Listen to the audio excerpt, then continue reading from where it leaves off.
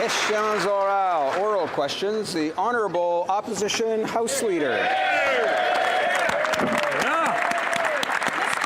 Canadians are becoming more and more aware of the fact that they have a Prime Minister in charge of the finances of this country who has no idea whatsoever on how to manage a budget or keep a balance sheet. That's because he's never had to worry about his own. Nope. He's accustomed to lavish spending and the money always being there to pay his bills. Over the last year, the Prime Minister has been spending lavishly, and he expects Canadians will cover his costs. So when will the Prime Minister finally admit he's going to have to raise taxes to pay for his out-of-control spending? Bill, come on, Bill. The Honourable Minister of Finance.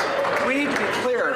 The very first thing that we did when we came into office was we lowered taxes on middle-class Canadians.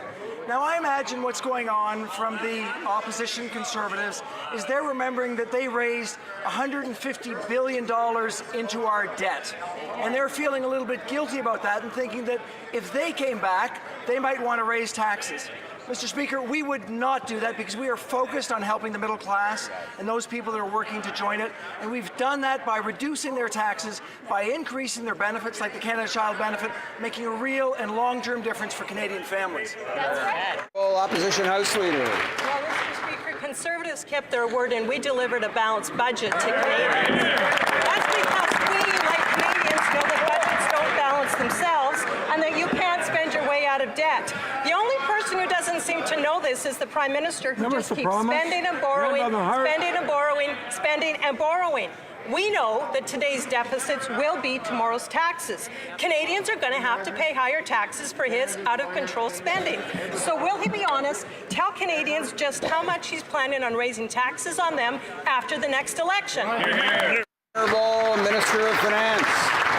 Mr. Speaker, the facts are very inconvenient for the Conservatives. The facts are that they left us with an additional $150 billion worth of debt and no growth to go along with it. We decided that what we needed to do was invest in Canadians so that we could actually grow the economy and help Canadians across the country, and that is exactly what we've done. We've got the lowest unemployment rates we've seen in 40 years. We've got families who are $2,000 better off this year than they were under the previous government.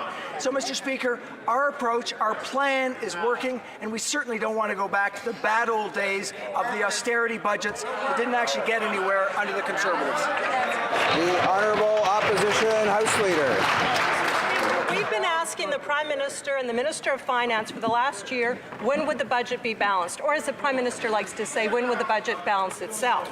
No answer. So we asked, do you have a plan to keep your word and balance the budget? No. Again, no answer. That's because the Prime Minister has never had to actually worry about money, and so he doesn't worry about Canadians' money.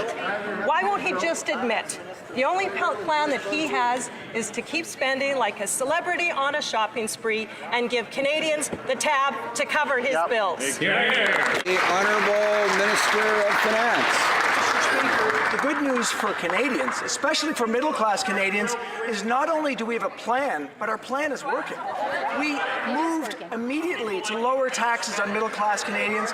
We increased the Canada Child Benefit, two measures that helped our economy to get going, reduced unemployment, and put people in a better situation. This is the sort of plan that works. The Conservative plan, on the other hand, was to leave us with an additional $150 billion worth of debt and to find us in a position where we had high unemployment, and they wanted to move us into austerity. Our plan is working. We know that we need to continue to help middle-class Canadians. Honourable Député Louis Saint-Laurent. Monsieur le Président,